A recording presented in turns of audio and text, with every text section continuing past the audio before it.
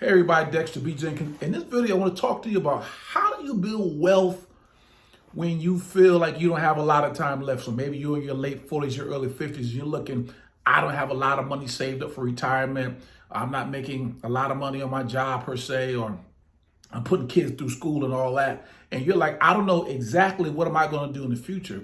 And I believe the key to you making up time is thinking two ways. Number one, thinking strategically, and number two, thinking creatively. I'm gonna say that one more time. If you want to make up time in this financial game, you got to think strategically and financially. If you're a Bible reader, read 2 Kings chapter 4. There's a story of this woman whose back was against the wall. Her husband had died.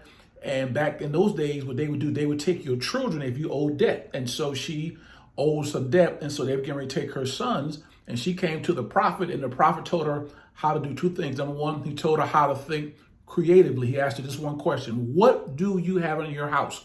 And she had some oil.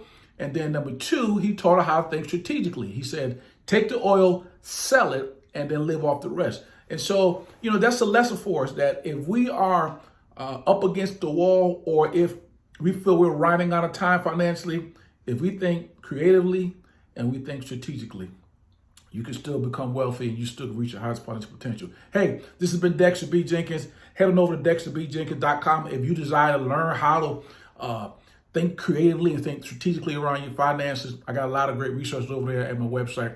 Talk to you soon. Be blessed. Bye-bye.